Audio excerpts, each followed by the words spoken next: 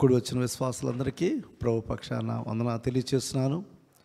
దేవుని యొక్క మహాకృపను బట్టి గడిచిన వారమంతా కూడా దేవుడు మనల్ని మన కుటుంబాన్ని కాచి కాపాడి మరొక శ్రేష్టమైన దినాన సమయాన్ని దేవుడు మనకు అనుగ్రహించి ఆయన సన్నిధిలో సంతోషించే గొప్ప ధన్యత దేవుడు అనుగ్రహించాడు. దేవుని స్తోత్రం. గడిచిన కొన్ని వారాలుగా మనము నిబంధన అనేక అంశంలో దేవుని వాక్యాన్ని మనం ధ్యానం చేస్తున్నాం. నిబంధన, దేవుడు ఆదాము అవ్వలతో ఒక నిబంధన ఆయన చేసుకున్నాడు. అదేవిధంగా తదుపరి దేవుడు నోవాహుతో నిబంధన చేసుకున్నాడు. గడిచిన వారం మనం చూసాం, దేవుడు అబ్రహాముతో నిబంధన ఆయన చేసుకున్నాడు. దేవుడు అబ్రహామును పిలిచి ఉన్నాడు. అబ్రహాముని దేవుడు పిలిచినప్పుడు అబ్రహాం విధేయత కలిగి దేవుని యొక్క మాటకు విధేయుడిగా దేవునితో అతను ముందుకు సాగి ఉన్నాడు. అప్పుడు దేవుడు అబ్రహాముతో వాగ్దానం చేశాడు, నీ సంతానాన్ని నేను అత్యధికంగా ఆశీర్వదిస్తానని దేవుడు వాగ్దానం చేసిన దేవుడు. గడిచిన వారం మనం చూసాం ఏ విధంగా అబ్రహాము ఆ విశ్వాస యాత్రలో ఏ విధంగా ముందుకు వెళ్ళినాడో, ఏ విధంగా దేవుని యొక్క వాగ్దానాన్ని అబ్రహాము జీవితంలో దేవుడు నెరవేర్చి ఉన్నాడో మనం చూసాం. ఆ అబ్రహామును ఆశీర్వదించిన దేవుడు, ఆ అబ్రహాము సంతానాన్ని ఆయన ఆకాశ నక్షత్రం వలె ఆశీర్వదించిన దేవుడు ఇప్పుడు మరలా దేవుడు ఆ నిబంధనను జ్ఞాపకం చేసుకున్నాడు. ఎవరితో అంటే ఇశ్రాయేలులతో ఆ నిబంధన జ్ఞాపకం చేసుకున్నాడు. యాకోబుని దేవుడు ఇశ్రాయేలుగా మార్చిన దేవుడు, యాకోబుని దేవుడు ఇశ్రాయేలుగా మార్చిన దేవుడు. ఈ ఇశ్రాయేలీలు స్థితి చాలా క్లిష్టమైన పరిస్థితులు ఉన్నారు.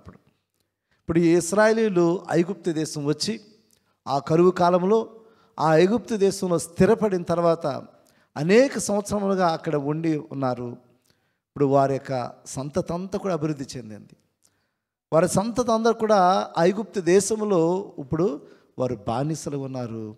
అయితే వారందరూ కూడా దుఃఖముతో నిట్టూర్పుతో వారు ఏడుస్తున్నారు. అయితే కొన్ని సందర్భాల్లో మనము మన జీవితాల్లో వచ్చిన సమస్యలలో ఇబ్బందులలో మనల్ని ఎవరు పట్టించుకుంటారు, లేకపోతే మన యొక్క కన్నీరు ఎవరైనా తుడుస్తారని చెప్పి మనం చాలా సందర్భాల్లో మనము ఆలోచన చేస్తుంటాము. God who sees our tears, దేవుడు మన కన్నీరును చూసే దేవుడు. మనల్ని విడిచిపెట్టే దేవుడు కాదు, మనల్ని విడిచిపెట్టే దేవుడు కానే కాదు. మనం చేసిన ప్రార్థన దేవుని సన్నిధి ఖచ్చితంగా చేరుతుంది. దేవుడు నిర్లక్ష్యము, మనుషులు నిర్లక్ష్యం చేస్తారు, మనుషులు నిర్లక్ష్యము చేస్తారు, లేకపోతే మనుషులు పట్టించుకోరు. ఒకవేళ మనం ప్రేమించిన వారు, లేకపోతే మనం సహాయం చేసిన వారు, లేకపోతే మన ఆప్తులైన వారు, లేకపోతే మన రక్త సంబంధులు కొన్ని సందర్భాల్లో మనకు దూరంగా వెళ్ళిపోతుంటారు. మన సహాయాన్ని అర్జించినప్పుడు ఒకవేళ వారు మేలు కోరి వారి ఇంటి తలుపులు తట్టినప్పుడు వాళ్ళు నీకు నో అని చెప్పవచ్చు. బట్ మన దేవుడు అటు రీతిగా విడిచిపెట్టేవాడు కాదు. ఇప్పుడు ఇశ్రాయేలు పరిస్థితి చాలా దుర్భరమైన పరిస్థితిలో ఉన్నది. ఇప్పుడు ఇశ్రాయేల్ అందరూ కూడా ఐగుప్తులు ఇప్పుడు బానిసలుగా ఉన్నారు. చాలా బాధలు, ఇబ్బందులు వాళ్ళందరూ కూడా ఎదుర్కొంటున్నారు. వారు చేసిన పని ఒకటే, వారి దేవుడికి వారు మొరపెట్టున్నారు. వారి దేవుడికి వారు మొరపెట్టున్నాడు. దేవుని వాక్యం చూసినప్పుడు నిర్గమాకాండము 2వ అధ్యాయము 23 నుంచి చూసినట్లయితే, అలాగున అనేక దినములు జరిగిన మీదట ఐగుప్తు రాజు చనిపోయాను. ఇశ్రాయేలీలు తాము చేయుచున్న వెట్టి పనులను బట్టి నిట్టూర్పులు విడుచుచు మొరపెట్టుచుండగా తమ వెట్టి పనుల బట్టి వారు పెట్టిన మొర దేవుని వద్దకు చేరించేశారా. వారి నిట్టూర్పుతో ఎంతో బాధతో వారి దేవుని దగ్గర మొరపెట్టారు. వారి మొర దేవుని వద్దకు చేరెను. గాడ్ రిమెంబర్, దేవుడు ఆ స్థితిలో వారిని జ్ఞాపకం చేసుకున్నాడు. ఎందుకంటే దేవుడు పితరుడైన అబ్రహాముతో వాగ్దానం చేసిన దేవుడు, పితరుడైన అబ్రహాముతో వాగ్దానం చేసిన దేవుడు, నీ సంతానాన్ని అత్యధికంగా నేను ఆశీర్వదిస్తానని చెప్పిన దేవుడు. ఆ సంతానమే ఇప్పుడు ఆ బానిసత్వంలో, శ్రమలలో, ఇబ్బందులు, కష్టాల్లో ఉన్నది. వారందరూ కూడా దేవునికి మొరపెట్టినారు. వారి నిట్టూర్పులు దేవుని వద్దకు చేరినవని చెప్తున్నాను. ఈరోజు ఇక్కడ ఉన్న మనందరం కూడా whatever the situation we are going through, నీ జీవితంలో ఎటువంటి పరిణామాల్లో నువ్వు వెళుతున్నావో, నీ కన్నీటిని చూచే దేవుడు ఆయన. నీ కన్నీటిని చూచే దేవుడు ఆయన. ఒకవేళ మన మనుషుల దగ్గర మనం ఏడ్చినప్పుడు, లేకపోతే మనుషుల దగ్గర మనం బతిమాలినప్పుడు ఒకవేళ మనం చిన్న చూపు చూడొచ్చు. ఒకవేళ మన చిన్న చూపు, ఎందుకంటే మన కష్టాలు ఉండి వాళ్ళ దగ్గరికి వెళ్తాము, బాధల్లో ఉండి వెళ్తాం, మనం కృంగిపోయి మనం వెళ్తుంటాము. వారిని మనకు లుక్ డౌన్ చేయొచ్చు, వారు తక్కువగా మనల్ని చూడవచ్చు. మన దేవుడు మనల్ని విడిచిపెట్టే దేవుడు కాదు. వారి ప్రార్థన దేవుని యొద్దకు చేరింది. తర్వాత వచ్చిన కాగా దేవుడు వారి మూలుగులను విని అబ్రహాము, ఇస్సాకు, యాకోబులతో తాను చేసిన నిబంధనను జ్ఞాపకము చేసుకునేను. చూసారు, దేవుని స్తోత్రం. దేవుడు అబ్రహాముతో చేసిన నిబంధన, దేవుడు అబ్రహాముతో చేసిన నిబంధన ఇప్పుడు వారి పక్షాన దేవుడు జ్ఞాపకము చేసుకున్నాడు. తాను చేసిన నిబంధనను జ్ఞాపకము చేసుకున్న అబ్రహాము, ఇస్సాకు, యాకోబులతో తాను చేసిన నిబంధనను జ్ఞాపకము చేసుకున్నాను. దేవుడు ఇశ్రాయేలును చూచెను, దేవుడు వారి యందు లక్ష్యముంచెను. దేవుడి వారి యందు లక్ష్యముంచెను. అందుకే దేవుని వాక్యంలో పేతురు పత్రిక ఉన్నది, మీ చింత యావత్తు ఆయన మీద వేయుడి, ఆయన మీ కొరకు చింతించుచున్నాడు అనమాట. చింతించుచున్నాడు అన్న మాటకు కింద ఫుట్ నోట్స్లో ఏముంటుంది తెలుసా? ఏముంటుంది? చింతించుచున్నాడు అన్న మాట ఫుట్ నోట్స్లో ఏముంటుందంటే కింద లక్ష్యమించి ఉన్నాడు అన్న మాట ఉంటుంది. దాని కింద ఏమిటి? లక్ష్యమించి ఉన్నాడు. అంటే when you are completely surrendering your problems to God, నీ ప్రతి సమస్యను, నీ ప్రతి బాధను, నిట్టూర్పుని దేవునికి నువ్వు అప్పగించినప్పుడు, చాలా సందర్భాల్లో మనం అప్పగించం, మనం దేవునికి ఇవ్వం, మన ప్రయత్నాలు చేస్తుంటాం, మన ప్రయత్నాలు చేసి నా జీవితంలో ఇది జరగలేదు, మన ఆలోచనలు చేసి నా జీవితంలో ఇది జరగలేదు అంటే మనం దేవునికి అప్పగించినప్పుడు దేవుడు మన యందు లక్ష్యం ఉంచడు కదా. దేవునికి మనం అప్పగించినప్పుడు దేవుడు మన యందు లక్ష్యం ఉంచడు. ఇక్కడ ఈ స్థితిలో వారు దేవునికి మొరపెట్టారు, దేవునికి వారు మూలుగుచు దేవుని యొక్క బాధను చెప్పుకున్నారు. దేవుడు వారి యందు లక్ష్యం ఉంచున్నాడు అనే మాట మనము చూస్తున్నాము. ఈరోజు మనం చూస్తున్నాడు ఇక వాక్యాంశము, దేవుని నిబంధన ఇశ్రాయేలీయులతో. దేవుని నిబంధన, God's covenant with Israel people. దేవుడి నిబంధన ఇశ్రాయేలుతో. దేవుడు ఈ స్థితిలో వారిని కనికరపడ్డాడు. వారి స్థితిలో చూసిన దేవుడు వారి ఎడల కనికరపడ్డాడు. వారి స్థితిని దేవుడు చూసి ఉన్నాడు. అందుకే దేవుడు దీనికి సిద్ధపాటుగా మోషేని పిలుచుకున్నాడు. మోషేని దేవుడు పిలుచుకున్నాడు.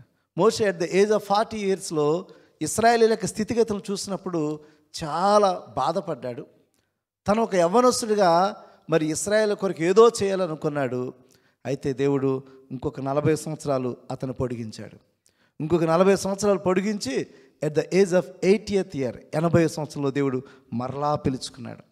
పిలుచుకుని ఓ రోజు ఆ గొర్రెలు కాస్తున్న సమయంలో అక్కడ ఒక మరి పొద కాలిపోతున్నది. ఆ పొద కాలిపోతున్న ఆ సమయంలో దాన్ని చూసి ఆకర్షితుడై ఆ ప్రదేశానికి వెళ్ళినప్పుడు, ఈ ప్రదేశము పరిశుద్ధమైనది, నీ యొక్క చెప్పులు అక్కడ తీసివేయని చెప్పి దేవుడు మోషేతో తెలియజేసి మోషేతో మాట్లాడిన దేవుడు ఎందుకంటే తన ప్రజలైన ఇశ్రాయేలీయులను ఆ ఐగుప్తు చెర నుంచి విడుదల చేయడానికి దేవుడు ఇప్పుడు మోషేని పిలుచుకున్నట్టుగా మనం చూస్తున్నాం. ఆ వాక్యం చూసినప్పుడు నిర్గమకాండము 3వ అధ్యాయము 6 నుంచి చూసినప్పుడు, మరియు ఆయన, నేను నీ తండ్రి దేవుడను, అబ్రాహాము దేవుడను, ఇస్సాకు దేవుడను, యాకోబు దేవుడను అని చెప్పగా మోషే తన ముఖమును కప్పుకొని దేవుని వైపు చూడవెరచెను. మరియు యెహోవా ఇట్లా, నేను ఐగుప్తులో ఉన్న నా ప్రజల బాధను నిశ్చయముగా చూచితిని. పనులలో తమను కష్టపెట్టి వారిని బట్టి వారు పెట్టిన మొరను వింటిని. వారి దుఃఖములు నాకు తెలిసై ఉన్నవి. కాబట్టి ఐగుప్తుల చేతిలో నుండి వారిని విడిపించుటకు ఆ దేశం నుండి విశాలమైన మంచి దేశమునకు, అనగా కనానీయులకు, హిత్తీలకు, అమోరీలకు, పెరిజ్జీయులకు, హివీలకు, యెబూసీయులకు నివాస స్థానమై పాలు తేనెలు ప్రవహించు దేశమునకు వారి నడిపించుటకు దిగి వచ్చి ఉన్నాను. దేవుని స్తోత్రం. దేవుడే దిగి వచ్చినాడు. దేవుడే దిగి వచ్చినాడు. చాలా సందర్భాల్లో దేవుడే మన మధ్యకు దిగి వచ్చే దేవుడు. మన కష్టాల్లో మన మధ్యకు దిగి వచ్చే దేవుడు. మన బాధల్లో మన మధ్యకు దిగి వచ్చే దేవుడు. అంటే God's presence dwells among us. ఎప్పుడైతే దేవుని సన్నిధి మనతో ఉంటుందో మన కష్టములన్నిటి కూడా అక్కడ విడుదల దొరుకుతుంది. ఇక్కడ దేవుడు వారిని నడిపించటానికి, అంటే దేవుడు వారి యందు లక్ష్యం ఉంచాడు కదా, దేవుడు వారి మనను ఆలకించాడు కదా, ఇప్పుడు దేవుడే దిగి వచ్చాడు వారి మధ్యకు. వారిని విడిపించటానికి, నడిపించటానికి దేవుడు దిగి వచ్చాడు అనే మాటను మనం చూస్తున్నాము. కాబట్టి ఎంత అద్భుతమైన మాట అండి. ఈరోజు మన అందరి జీవితాల్లో కూడా ఎన్నో మరి ప్రతికూల పరిస్థితులు మన జీవితంలో ఉండొచ్చు. ఎన్నో క్లిష్టమైన పరిస్థితులు మన జీవితంలో, వాటి నుంచి మనం ఓవర్కమ్ చేయలేం, లేకపోతే ఆ సమస్య నుంచి మనం బయటకు రాలేము, లేకపోతే ఆ నిందల నుంచి మనం బయటకు రాలేము అని అనుకున్న స్థితిలో కూడా నువ్వు దేవునికి సంపూర్ణంగా సమర్పించుకుని దేవునికి మొరపెట్టినప్పుడు దేవుడు వారిని చూచెను. దేవుడు వారిని చూచెను, వారి యొద్దకు దిగి వచ్చెను అని దేవుని వాక్యాన్ని మనం స్పష్టంగా మనం చూస్తున్నాం. కాబట్టి దేవుడు వారి యొద్దకు దిగి వచ్చి వారిని నడిపించడానికి వారితో ఆయన ఉన్నట్టుగా మన దేవుని వాక్యం మనం చూస్తున్నాం. అదేవిధంగా నిర్గమాకాండం 6వ అధ్యాయము 3-8 వచనాలు కూడా మనం చూసినట్లయితే, నిర్గమాకాండము 6వ అధ్యాయము 3-8 వచనాలు. నేను సర్వశక్తి గల దేవుడను పేరున అబ్రహాము, ఇస్సాకు, యాకోబులకు ప్రత్యక్షమైతిని, కానీ యెహోవా అను నా నామమున నేను వారికి తెలియబడలేదు. మరియు వారు పరవాసము చేసిన దేశమగు కానాను దేశమును వారికిచ్చుటకు నా నిబంధనను స్థిరపరిచితిని. ఐగుప్తీల దాస్యమునకు లోబరిచిన ఇశ్రాయేలీల మూలుగును విని నా నిబంధన జ్ఞాపకం చేసుకుని ఉన్నాను. చూసారా, ఇశ్రాయేలీల మూలుగును విని నా నిబంధనను జ్ఞాపకము చేసుకుని, ఆ కష్టమైన స్థితిలో, ఆ బానిసత్వంలో వారిని దేవుడు జ్ఞాపకం చేసుకున్నట్టుగా దేవుని వాక్యం మనం స్పష్టంగా చూస్తున్నాం. అదేవిధంగా ద్వితీయోపదేశకాండము 4వ అధ్యాయము 36-38 వచనాలు కూడా చూసినట్లయితే, ద్వితీయోపదేశకాండము 4వ అధ్యాయము 36, నీవు బోధించుటకు ఆయన ఆకాశము నుండి తన స్వరమును నీకు వినిపించను, భూమి మీద తన గొప్ప అగ్నిని నీకు చూపినప్పుడు ఆ అగ్ని మధ్య నుండి ఆయన మాటలు నీవు వింటివి. ఆయన నీ పితరులను ప్రేమించను గనుక వారి తర్వాత వారి సంతానమును ఏర్పరచుకొనెను. నీకంటే బలమైన గొప్ప జనములను నీ ముందర నుండి వెళ్ళగొట్టి నిన్ను ప్రవేశపెట్టి ఆయన నేడు చేయుచున్నట్లు వారి దేశమును నీకు స్వాస్థ్యముగా ఇచ్చుటకై నీకు తోడుగా ఉండి ఐగుప్తులో నుండి తన మహాబలము చేత నిన్ను వెలుపలకు, తన మహాబలము చేత నిన్ను వెలుపలకు నడిపించానని చెప్తున్నాడు. కాబట్టి అక్కడున్న అనేకమైన జనాంగములో బలమైన జనాంగముగా ఉన్న వారందరినీ కూడా వెళ్ళగొట్టి దేవుడు అక్కడికి వారిని నడిపించినట్టుగా మనం చూస్తున్నాం. కాబట్టి ఇశ్రాయేలుతో దేవుడు నిబంధన చేశాడు. ఆయన కృప వారికి తోడుగా ఉన్నది, ఆయన గ్రేస్ వారికి తోడుగుంది. మన జీవితంలో కూడా దేవుని కృప మనకు తోడుగుంటే దాని అర్థం ఏంటంటే దేవుని యొక్క ప్రజెన్స్ మనతో ఉన్నప్పుడు, దేవుని ప్రజెన్స్ మనతో ఉన్నప్పుడు మన మాటలో ఆయన మనకు తోడుగా ఉంటాడు. దేవుని ప్రజెన్స్ మనం తోడుకున్నప్పుడు మన ప్రయత్నాల్లో ఆయన తోడుగా ఉంటాడు. దేవుని ప్రజెన్స్ మనం తోడుకున్నప్పుడు మన జీవితంలో ఆయన తోడుగుంటాడు. మనం తలపెట్టి ప్రతి కార్యాన్ని కూడా ఆయన సఫలము చేస్తాడు. కాబట్టి ఇశ్రాయేలుతో దేవుడు నిబంధన చేశాడు. ఆయన కృప వారికి తోడుగా ఉన్నట్టుగా దేవుని వాక్యం మనం చూస్తున్నాం. అదేవిధంగా ఇర్మియా గ్రంథము 11వ అధ్యాయము 2-5 వచనాలు కూడా చూసినట్లయితే, ఇర్మియా గ్రంథము ఆ, ఆ, ఆ, ఆ, తెలియచేయవలను. సెలవిచ్చినది ఏమనగా, ఈ నిబంధన వాక్యములను విననొల్లని వాడు శాపగ్రస్తుడగును. ఐగుప్తు దేశము నుండి, ఆ ఇనుప కొలిములో నుండి నేను మీ పితరులను రప్పించిన దినమున నేను ఆజ్ఞ ఇచ్చి తిని, నేడున్నట్లుగా పాలు తేనెలు ప్రవహించు దేశమును మీ పితరులకు ఇచ్చదనని వారితో నేను చేసిన ప్రమాణమును నేను నెరవేర్చినట్లు మీరు నా వాక్యమును విని నేను మీకు ఆజ్ఞాపించు విధులన్నిటిని బట్టి ఈ నిబంధన వాక్యమును అనుసరించినలా మీరు నాకు జనులై ఉందరు, నేను మీకు దేవుడినై ఇందును. అందుకు యెహోవా ఆ ప్రకారము జరుగునుగాక అంటిని. దేవుని స్తోత్రం. కాబట్టి దేవుడు వారితో నిబంధన ఏంటంటే, మీరు నా జనులై ఉందరు అంటే God's own people, God's own people. దేవుడు వారిని తన స్వజనములుగా దేవుడు హత్తుకున్నాడు, చేసుకున్నాడు. వారిని దేవుడు వాళ్ళని ఓన్ చేసుకున్నాడు. ఈ లోకములో అనేకమైన జనాంగాలు ఉన్నాయి, కానీ ఒక్క ఇశ్రాయేలును మాత్రమే దేవుడు తన సొంత జనముగా హత్తుకున్నాడు. కేరళ వెళ్ళినప్పుడు చాలా సందర్భాల్లో చెప్తుంటారు, this is God's own land అని చెప్తుంటారు. This is God's own land అని అంటే దే క్లైమ్ లైక్ దట్. అట్రీతిగా వాళ్ళు అనుకుంటారు. నిజమే, ఇక్కడున్న కూడిన మనమందరం కూడా దేవుని స్వజనులు. మనం దేవుని యొక్క స్వజనులు. ఒకప్పుడు when God came to this world, ఈ లోకానికి వచ్చినప్పుడు తన స్వకీయులను తను అంగీకరించలేదంట కదా. యోహాను సువార్త ఉంటుంది కదా, తన స్వకీయులు తన్ని అంగీకరించలేదు. ఈరోజు మనందరినీ కూడా తన స్వజనులుగా ఆయన చేసుకున్నాడు. కాబట్టి ఇశ్రాయేలుని దేవుడు ప్రత్యేకించుకున్నాడు, ఇశ్రాయేలుని దేవుడు ఏర్పాటు చేసుకున్నాడు, ఇశ్రాయేలుని దేవుడు సెలెక్ట్ చేసుకున్నాడు. అనేకమైన జనాంగంలో ఉన్నప్పుడు ఇశ్రాయేలుని దేవుడు ప్రత్యేకించుకుని తన జనాంగముగా దేవుడు ఆయన ఏర్పాటు చేసుకున్నాడు. కాబట్టి ఆయన ఒక్కటే కోరుకున్నారు, నా మాటలు వినాలి, నా మాటలు మీరు వినాలి అని చెప్పి దేవుడు కోరుకున్నాడు. నా మాటలను అనుసరించి మీరు నడిచినలా మీరు నా ప్రజలు, నేను మీకు దేవుడు. ఇట్స్ ఎ రెసిప్రోకల్ కవెనెంట్ అనేది రెండు వైపులా కూడా ఒప్పందం. కవెనెంట్ అంటే అర్థం ఏంటి? అది ఒప్పందము. ఆ ఒప్పందము ఇరువైపులా కూడా ఎవరైతే దాన్ని కట్టుబడి ఉంటారో ఖచ్చితంగా ఆ ఒప్పంద ప్రకారము దేవుని ఆశీర్వాదాలు వారికి ఉంటాయి, దేవుని యొక్క ఆశీర్వాదాలు వారికి ఖచ్చితంగా ఉంటాయి.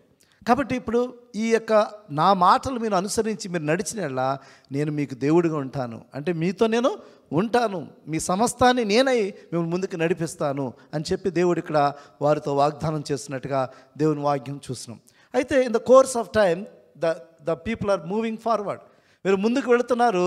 అయితే దాంట్లో చాలామంది జనం, ఎందుకంటే 40 సంవత్సరాలు పట్టింది ఈ యొక్క జర్నీ. ఎన్ని సంవత్సరాలు పట్టింది? 40 సంవత్సరాలు పట్టింది.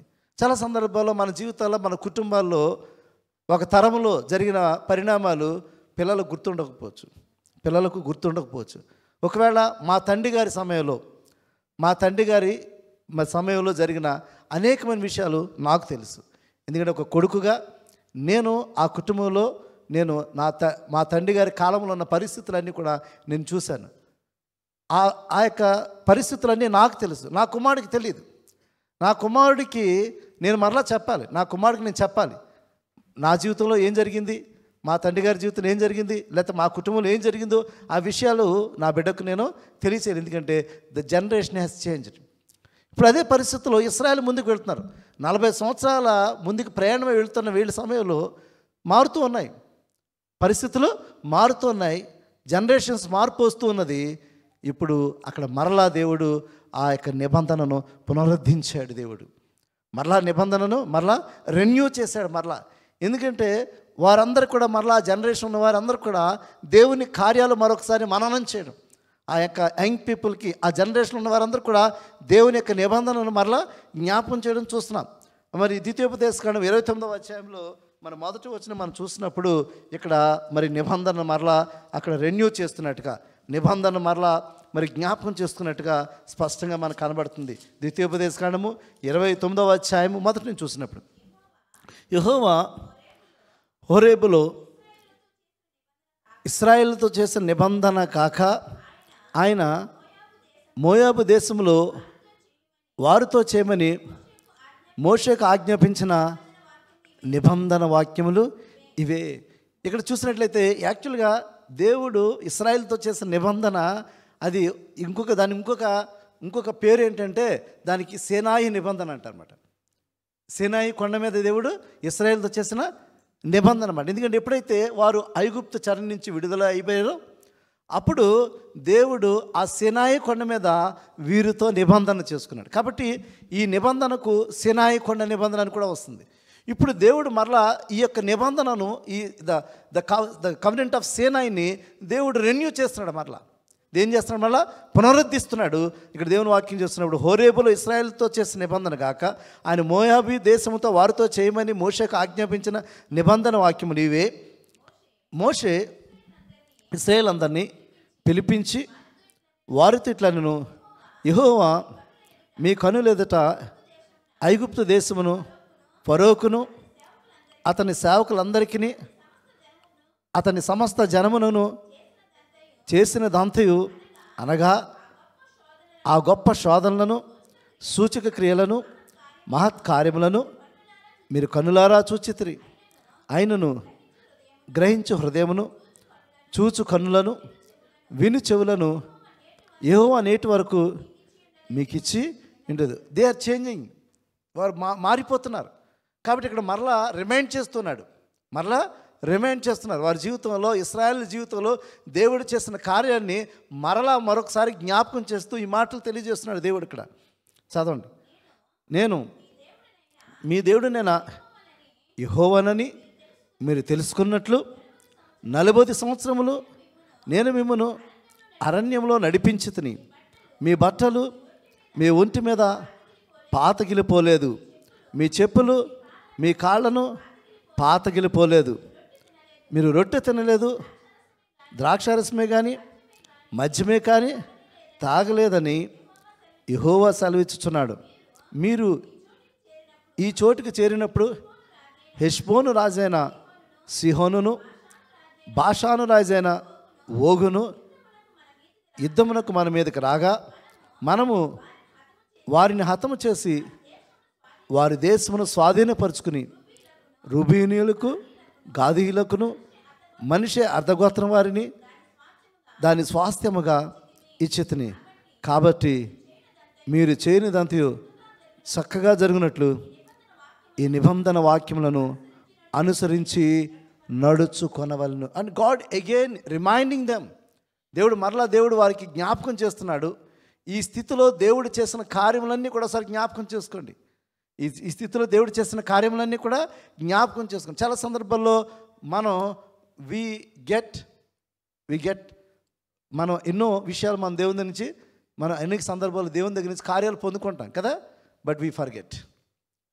మనం పొందుకుంటాము, we get great things from God, but we forget. మర్చిపోతుంటాం. దేవుని దగ్గర ఎన్నో కార్యాలు పొందుకొని మనం ఏం చేస్తుంటామే? మర్చిపోతుంటాం. ఏం చేశాడు అంటే ఒకవేళ మన జీవితంలో ఒక ప్రతికూల పరిస్థితి, ఒక ఊహించని పరిణామం, ఒక ఊహించని పరిస్థితి మన జీవితంలో ఎదురైనప్పుడు ఏం చేస్తామంటే మనం ఎలా అవుతుంటే గడిచినవన్నీ కూడా మర్చిపోతుంటాం. మరి దేవుడు ఎంత గొప్ప కార్యం చేశాడు.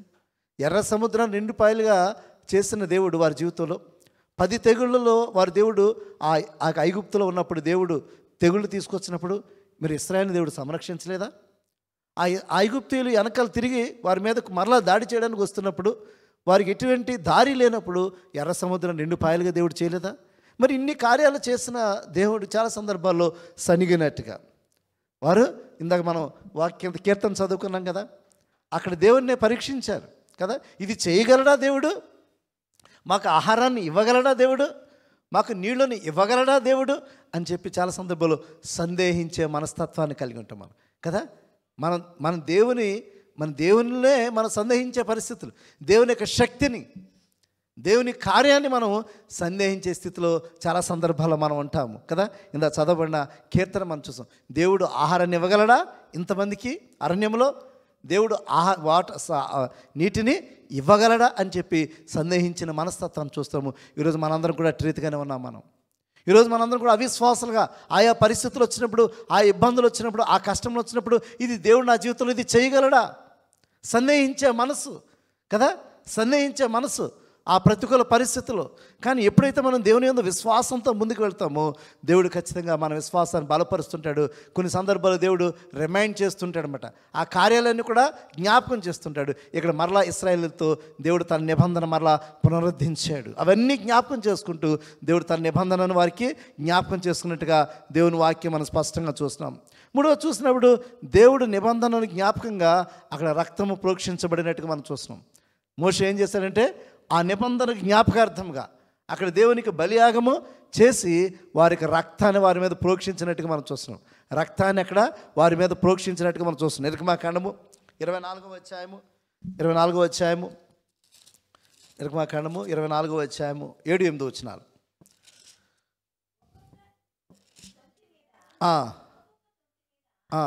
అతడు నిబంధన గ్రంథమును తీసుకుని ప్రజలను వినిపింపగా, చూసారా, నిబంధన గ్రంథమును తీసుకుని ప్రజలకు వినిపింపగా వారు యెహోవా చెప్పినవన్నీ చేయుచు విధేయులమై యుందుమనేది. మేము నువ్వు చెప్పినవన్నిటికీ మేము విధేయులుగా ఉంటామని వాళ్ళు చెప్పారు, ఒప్పందం చేశారు కదా. దేవుడు వారితో ఒప్పందం చేశాడు కాబట్టి ఆ దేవుడు చెప్పిన వాటన్నీ కూడా మేము చేయుదమని వారు ఒప్పందం చేశారు. అప్పుడు మోషే రక్తమును తీసుకుని ప్రజల మీద ప్రోక్షించి, ఇదిగో ఈ సంగతులన్నిటి విషయమై యెహోవా మీతో చేసిన నిబంధన రక్తము అని చెప్పాను. యెహోవా మీతో చేసిన నిబంధన రక్తము. కాబట్టి ఆ నిబంధన గుర్తుగా రక్తమును వారి మీద ప్రోక్షించిన సందర్భాలు మనం చూస్తున్నాం. అంటే దేవుడు మరలా ఆ మోషే ద్వారా మరలా దేవుడు వారిని స్థిరపరుస్తున్నాడు, జ్ఞాపకం చేస్తున్నాడు. దానికి గుర్తుగా జ్ఞాపకార్థంగా రక్తమును వారి మీద ప్రోక్షించినట్టుగా మనం చూస్తున్నాం. కాబట్టి 4వది చూసినప్పుడు ఆ నిబంధనకు సూచనగా దేవుడు కొన్ని ఆజ్ఞలు ఇచ్చి ఉన్నాడు. ఆ నిబంధనలకు జ్ఞాపకంగా దేవుడు కొన్ని ఆజ్ఞలు, ఇప్పుడు ఇశ్రాయేలుతో దేవుడు నిబంధన చేసుకున్నాడు. ఆ సీనాయి పర్వతం మీద దేవుడు నిబంధన చేసుకున్నాడు. ఆ నిబంధనకు గుర్తుగా దేవుడు అక్కడ ఇందాక మనం చూసినట్లయితే నిర్గమాకాండము 19వ అధ్యాయము, ఇందాక నేను చెప్పాను కదా, సీనాయి పర్వతం మీద నిబంధన చేసుకున్నాడు. 19వ అధ్యాయం మొదట చూసినప్పుడు ఇశ్రాయేలీయులు ఐగుప్తు దేశం నుండి బయలుదేరి 3వ నెలలో వారు బయలుదేరిన నాడే 3వ నెల ఆరంభ దినమందు వారు సీనాయి అరణ్యముకు వచ్చిరి. ఇక్కడ దేవుడు వారితో మాట్లాడినట్టుగా, దేవుడు వారితో నిబంధన చేస్తున్నట్టుగా, దేవుడు వారితో మాట్లాడినట్టుగా, దేవుడు వారితో నిబంధన చేసినట్టుగా మనం చూస్తున్నాము.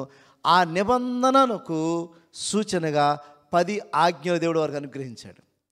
10 ఆజ్ఞలు దేవుడు అనుగ్రహించాడు. అంటే వారు ముందుకు వెళుతున్నప్పుడు ఈ 10 ఆజ్ఞలు మీరు ఖచ్చితంగా పాటించండి. ఆజ్ఞ ఎప్పుడు కూడా ఖచ్చితంగా పాటించవలసింది. దాని కుడికి కానీ ఎడమ కానీ తొలగిపోకూడదు. There is no way, we have to follow. దేవుడు ఆజ్ఞ ఇచ్చినప్పుడు ఆజ్ఞను ఖచ్చితంగా పాటించాలి. కాబట్టి ఆ ఇశ్రాయేలీయులు అప్పటి వరకు కూడా ఐగుప్తులో ఉన్నారు. అప్పటి వరకు కూడా ఐగుప్తు సంస్కృతిని నేర్చుకున్నారు. అప్పటి వరకు ఐగుప్తు సంస్కృతిని నేర్చుకున్నారు. ఇక నుంచి దేవుడు, నేను మీ దేవుడను, మీరు నా ప్రజలే అన్నారు. కాబట్టి ఒక ఒప్పందం చేసుకున్నారు కదా.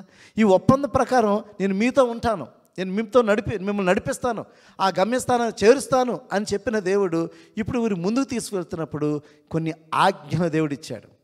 ఆ నిబంధనకు జ్ఞాపకం చేసుకుంటూ సూచనగా కొన్ని ఆజ్ఞలు ఇచ్చాడు. ఆజ్ఞలే 10 ఆజ్ఞలు. ఆజ్ఞలే ఆ 10 ఆజ్ఞలు. ఆ 10 ఆజ్ఞలు ఖచ్చితంగా పాటించవలసింది. మీరు ఈ లోకంలో నేను ప్రత్యేకింపబడిన జనాంగముగా నేను మిమ్మల్ని ఏర్పాటు చేసుకున్నాను కాబట్టి మీరు ఖచ్చితంగా ఈ 10 ఆజ్ఞలు మీరు పాటించాలి. ఆ 10 ఆజ్ఞలు మనం అందరూ కూడా బాగా తెలిసిందే. ఈ భూమి మీద ఇంకా ఏ దేవుడు మీకు ఉండకూడదు. ఈ భూమి మీద మీకు ఏ దేవుడు కూడా ఉండకూడదు. నేను ఒక్కనే దేవుడిని, నేను ఒక్కనే దేవుడను. నాకు తప్ప మీరు దేన్ని కూడా మీరు పూజించకూడదు. నాకు తప్ప దేన్ని కూడా మీరు పూజించకూడదని చెప్పి దేవుడు వారికి ఆజ్ఞ ఇచ్చినట్టుగా మనం చూస్తున్నాం. అంత మాత్రమే కాదు, నా నామమును వ్యర్థముగా మీరు ఉచ్చరింపకూడదని చెప్పి దేవుడు ఆజ్ఞాపించినాడు. అంత మాత్రమే కాదు, మరి విశ్రాంతి దినమును పరిశుద్ధంగా మీరు ఆచరించాలని దేవుడు ఆజ్ఞాపించినట్టుగా మనం చూస్తున్నాము. అంత మాత్రమే కాదు, నీ తల్లిని తండ్రి నువ్వు సన్మానించాలని దేవుడు ఆజ్ఞాపించున్నాడు. అదేవిధంగా నరహత్య చేయకూడదని ఆజ్ఞాపించున్నాడు, వ్యభిచరించకూడదని దేవుడు ఆజ్ఞాపించున్నాడు, దొంగిలించకూడదని ఆజ్ఞాపించున్నాడు, నీ పొరుగు వారి మీద అబద్ధ సాక్ష్యం నువ్వు పలకకూడదని దేవుడు ఆజ్ఞాపించున్నాడు, నీ పొరుగు వారు ఏది కూడా నువ్వు ఆశించకూడదని దేవుడు ఆజ్ఞాపించాడు. ఈ ఆజ్ఞలన్నీ కూడా ఇశ్రాయేలుకు దేవుడు మరి జ్ఞాపకం చేస్తున్నాడు. ఇశ్రాయేలుకు దేవుడు ఆ ఒప్పందం తెలియజేస్తున్నాడు. అగ్రిమెంట్కి వచ్చాం కదా, నేను మీకు దేవుడుగా ఉంటాను, మీరు నా ప్రజలై ఉన్నప్పుడు you must follow these commandments, ఇది మీరు పాటించండి చెప్పి దేవుడు వారికి ఆజ్ఞలు అనుగ్రహించాడు కదా. ఆ మోషే అక్కడికి వెళ్ళినప్పుడు దేవుడు ఆ 10 ఆజ్ఞలు వారికి ఇచ్చి పంపించినట్టుగా మనం స్పష్టంగా చూస్తున్నాము. ఆ రోజు ఇశ్రాయేలుని దేవుడు ప్రత్యేకించుకున్న దేవుడు, ఇశ్రాయేలుతో నిబంధన చేసుకున్న దేవుడు, ఇశ్రాయేలులకు ఆ 10 ఆజ్ఞలు పాటించమని ఆయన స్పష్టంగా సెలవిచ్చున్నాడు.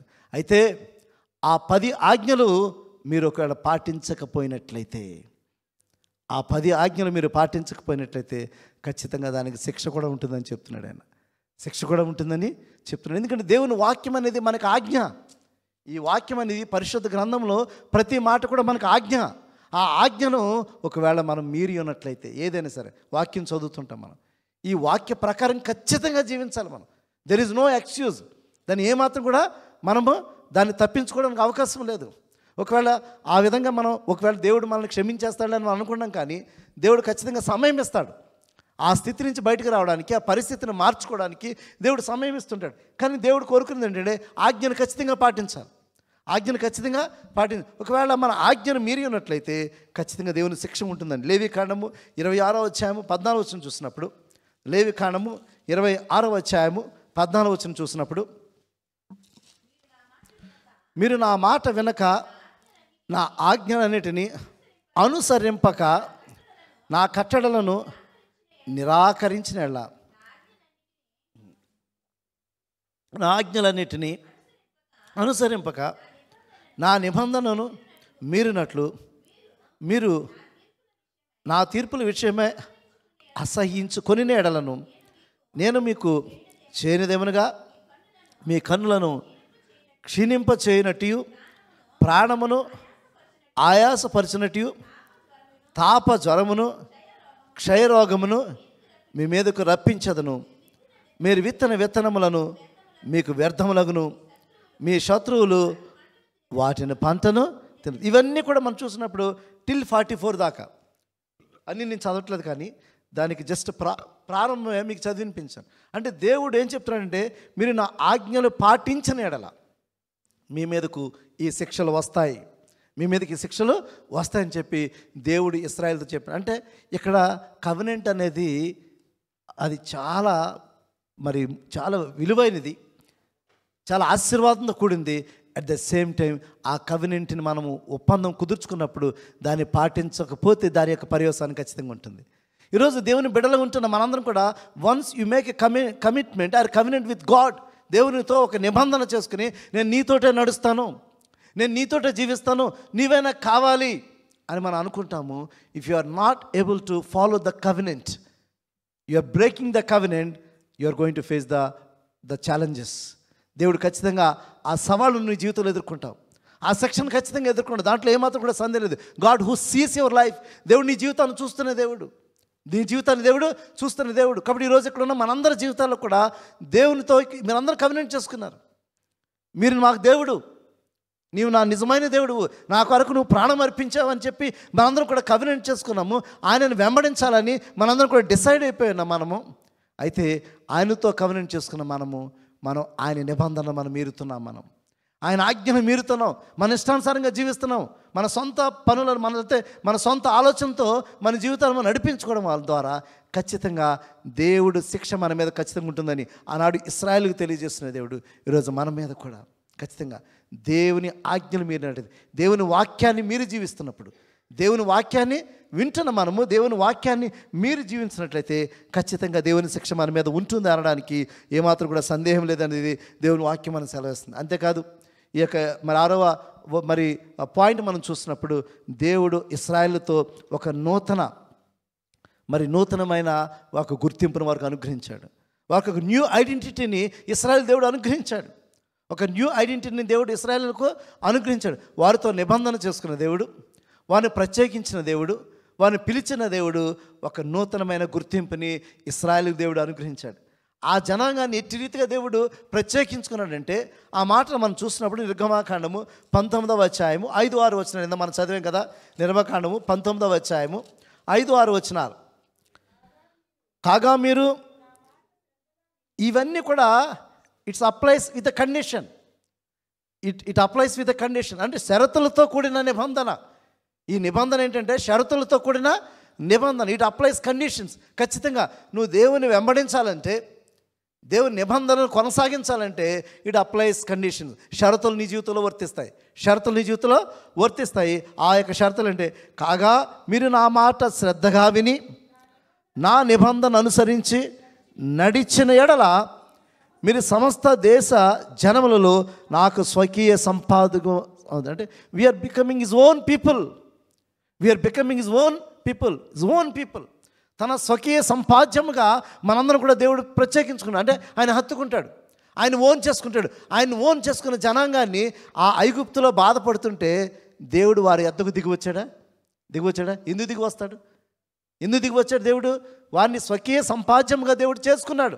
అబ్రాహాముతో ఒప్పందం చేసుకున్నాడు. అబ్రాహాముతో దేవుడు ఒప్పందం చేసుకున్న దేవుడు ఇప్పుడు అది జ్ఞాపకం చేసుకున్నాడు. దేవుడే అక్కడికి దిగి వచ్చాడు. ఈరోజు నీవు నేను కూడా ఆయన మాటలు శ్రద్ధగా విని ఆయన యొక్క నిబంధన అనుసరించి మనం నడిచినట్లయితే ఆయన మనకిచ్చే ధన్యత ఏంటంటే స్వకీయ సంపాద్యముగా, ఆయన ఓన్ పీపుల్గా ఆయన మనకు ఆధిక్యత ఇస్తాడు. తర్వాత సమస్త భూమి నాదే కదా, మీరు నాకు యాజక రూపమైన రాజ్యముగాను పరిశుద్ధమైన జనముగాను ఉందురని చెప్పు. అంతే కదా, ఈ సృష్టి అంతా ఆయనదే కదండి. ఈ సృష్టి అంతా ఆయనదే కదా, ఆయన క్రియేట్ చేసింది కదా. ఆ సృష్టి అంతటిలో ఒక ప్రత్యేక రాజ్యముగా నేను మిమ్మల్ని ఏర్పాటు చేసుకుంటాను. అంత మాత్రమే కాదు, యాజక సమూహముగా, అంటే రాయల్ ప్రీస్ట్హుడ్ మాట. అంటే నాకు రాజునని నేను, సర్వాన్ని సృజించిన రాజునని నేను, నాకు మీరు యాజక సమూహముగా మీరు నా కొరకు మీరు ఉంటారు. ఈ లోకంలో నా కొరకు మీరు ప్రతినిధులుగా ఉంటారు, నా కొరకు మీరు రాయబారులుగా ఉంటారు అని చెప్పి దేవుడు వారిని ప్రత్యేకమైన ఆధిక్యతలు ఇస్తున్నాడు. మీరు యాజకురమైన రాజ్యముగాను పరిశుద్ధమైన జనముగాను ఉందని ఆ ఇశ్రాయేలులతో పలకవలసిన మాటలు ఇవే అని వారికి చెప్పినట్టుగా మనం చూస్తున్నాం. అంటే ఒక ప్రత్యేకమైన గుర్తింపించాడు. ఎప్పుడైతే ఈ మాటలు ఇశ్రాయేలుకి దేవుడు తెలియజేశాడో వారందరూ ఒప్పుకున్నారు. వారందరూ దాన్ని సమ్మతించారా? వచ్చి మోషేతో వారితో మాట్లాడారు. మీరందరూ కూడా వింటున్నారు కదా, దేవుడు మిమ్మల్ని ప్రత్యేక జనాంగంగా ఏర్పాటు చేసుకున్నాడు కాబట్టి, యాజక సమూహంగా మిమ్మల్ని ఏర్పాటు చేసుకున్నాడు, పరిశుద్ధ జనముగా మిమ్మల్ని ఏర్పాటు చేసుకున్నాడు, ఆయన స్వకీయ సంపాద్యంగా మిమ్మల్ని ఏర్పాటు చేసుకున్నాడు. మీరు అందరూ ఒప్పుకుంటున్నారా అని అడిగాడు దేవుడు. మరి నిబంధన కదా, ఒప్పుకున్నామన్నారు. అందరూ ఒప్పుకుంటే ఈ మాట తీసుకెళ్ళి మళ్ళీ దేవుని చెప్పాడు. ఈ మాట తీసుకెళ్ళి మళ్ళీ దేవుడు చెప్పి నిబంధన చేసుకున్నారు కదా. ఈ మాటలు చూడండి, ఈ మాటలు క్లియర్గా రాయబండి. ఇక్కడ 7-8 వచనాలు చూసినట్లయితే, మోషే వచ్చి ప్రజలను పిలిపించి యెహోవా తనకు ఆజ్ఞాపించిన ఈ మాటలన్నీ వారి ఎదుట తెలియపరచను. తర్వాత వచనం, అందుకు ప్రజలందరూ యెహోవా చెప్పినదంతా చేసేదమని. చూసారా, యెహోవా చెప్పినదంతా కూడా మేము చేస్తామని చెప్పి ఒప్పుకున్నారు. వాడు అది ఒప్పందం, అంతే కదా, ఒప్పుకున్నారు కదా. ఇప్పుడు ఆ మాటలు వచ్చి ఇశ్రాయేలుతో చెప్పినప్పుడు, ఆ ఇశ్రాయేలు అందరూ కూడా చెప్పినప్పుడు వారందరూ కూడా మేమందరం కూడా ఇది చేస్తాము, మేము ఖచ్చితంగా ఇది పాటిస్తామని చెప్పి ఏకముగా ఉత్తరం ఇచ్చిరి. అప్పుడు మోషే తిరిగి వెళ్ళి ప్రజల మాటలను యెహోవాకు తెలియచేసి, మళ్ళీ దేవా నీ ప్రజలు దీన్ని ఒప్పుకున్నారు, నీ ప్రజలు ఏదైతే నువ్వు అగ్రిమెంట్ పెట్టావో, ఏదైతే నువ్వు షరతులు పెట్టావో, ఈ షరతులన్నీ కూడా వారు ఒప్పుకున్నారు దేవా, వారు ఒప్పుకున్నారని చెప్పి మళ్ళీ దేవుని దగ్గర చెప్పి. ఈరోజు ఇక్కడ ఉన్న మనందరం కూడా నువ్వు దేవునితో నడవాలని డిసైడ్ అయినప్పుడు, నువ్వు దేవునితో ఉండాలని డిసైడ్ అయినప్పుడు ఆయన అనుగ్రహించే షరతులన్నీ కూడా ఒప్పుకోరు. నువ్వు ఆయన అనుగ్రహించే షరతులన్నీ కూడా ఒప్పుకోవాలి. ఎప్పుడైతే ఆయన అనుగ్రహించే షరతులన్నీ ఒప్పుకొని నువ్వు ఉంటావో అప్పుడే ఆయన బ్లెస్సింగ్స్ వస్తాయి.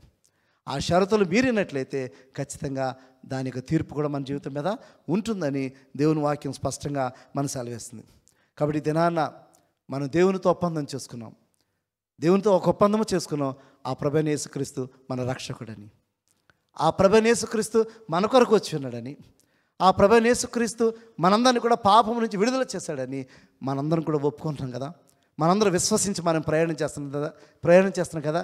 అందుకే ఆ ప్రభువైన యేసుక్రీస్తు మరలా మన మధ్యకు ఆయన మధ్యవర్తిగా వచ్చాడు. మన మధ్యకు మధ్యవర్తిగా వచ్చాడు. మోషే ద్వారా ధర్మశాస్త్రాన్ని ఇచ్చిన దేవుడు, మోషే కంటే గనుడైన వాడు, మోషే కంటే మహిమ కలిగిన వాడు ఆ ప్రభువైన యేసుక్రీస్తు మన మధ్యకు వచ్చాడు. ఆయన నూతన నిబంధన మనతో చేసుకున్నాడు. ఆయన ఒక నూతన నిబంధన ఆయన మనతో చేసుకున్నాడు. గలతీ పత్రిక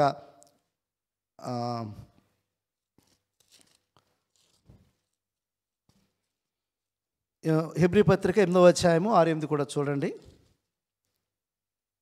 హెబ్రీ పత్రిక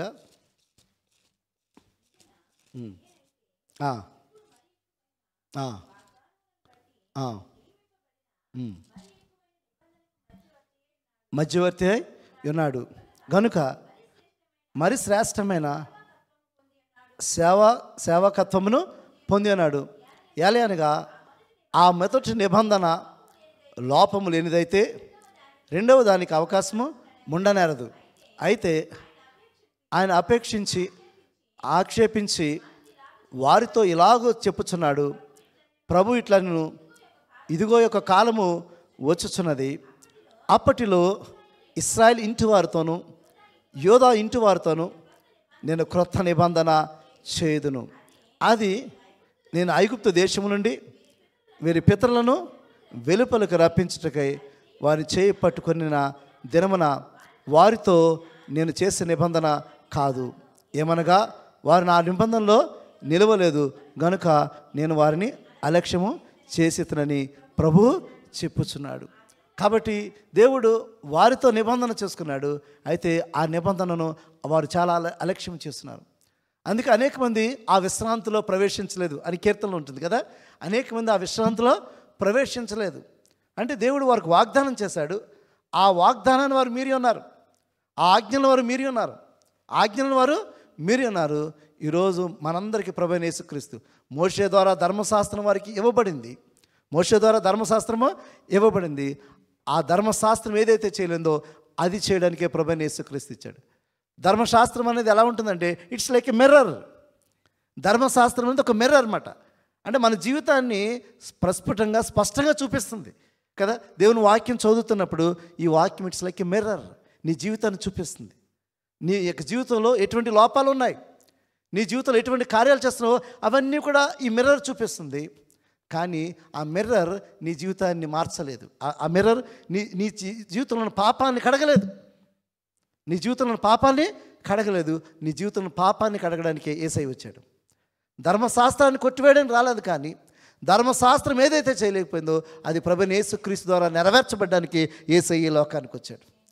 యేసయ్య ఈ లోకానికి వచ్చాడు. ఆయన రక్తము చిందించడం ద్వారా, ఆయన రక్తము చిందించడం ద్వారా, ఆ మహిమగలిగిన దేవుడు మన మధ్యకు వచ్చడం ద్వారా ఈరోజు మనందరినీ కూడా పాపులుగా మనల్ని నీతిమంతుడిగా ఆయన చేయడానికి ఈ లోకంలో హెబ్రీ పత్రిక 3వ అధ్యాయము 4వ వచనం చూసినప్పుడు, మరి అక్కడ హెబ్రీ పత్రిక 3వ అధ్యాయం 4వ వచనం చూసినప్పుడు ఈయన మోషే కంటే ఎక్కువ మహిమ అర్హుడుగా ఎంచబడినని చెప్తున్నాం. మోషే కంటే ఎక్కువ మహిమగా ఎంచబడిన దేవుడు ఆ ప్రభువైన యేసుక్రీస్తు మనందరి శాపాన్ని ఆయనే భరించి మనల్ని విమోచించడానికే ఈ లోకానికి వచ్చాడు. గలతీ పత్రిక 3:13 చూసినట్లయితే, గలతీ పత్రిక 3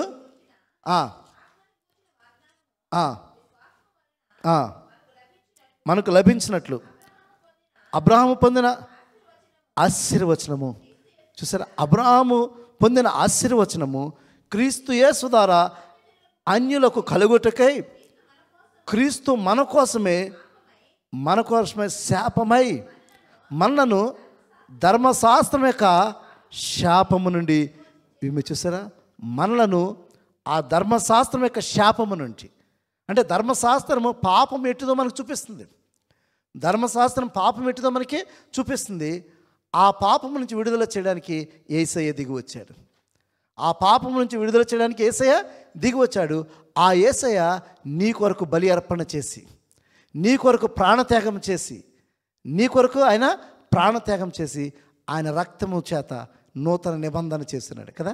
అందుకే మనం ప్రభు బలను ఆచరిస్తున్నప్పుడు ఆ మాట చెప్తాం, ఇది నూతన నిబంధన.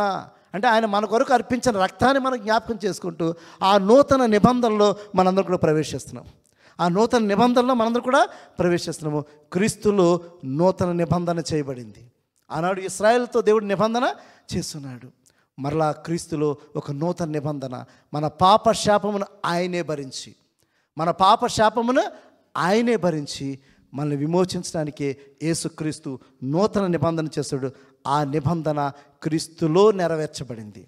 ఆ నిబంధన క్రీస్తులో నెరవేర్చబడింది. కాబట్టి దినాన్ని ఇక్కడ కూడిన మనందరం కూడా క్రీస్తుతో నిబంధన చేసుకున్న మనము, క్రీస్తుతో నిబంధన చేసుకున్న మనము ఆ నిబంధన మీరకూడదు. ఆ నిబంధన ద్వారా పొందే ఆశీర్వాదాలన్నీ మనం పొందుకోవాలంటే ఆ నిబంధన అనుసరించి జీవించినప్పుడు, ఆయన మాటలు అనుసరించి జీవించినప్పుడు దేవుడు ఖచ్చితంగా నిన్ను నన్ను కూడా ఆయన రాజ్యంలో ప్రవేశింపచేస్తాడు. ఆయన ద్వారా వచ్చే ఆత్మీయ ఆశీర్వాదాన్ని నీవు నేను కూడా పాత్రలుగా పొందుకుంటాము. దేవుడి మాటలు దీవించును గాక. ఆమేన్.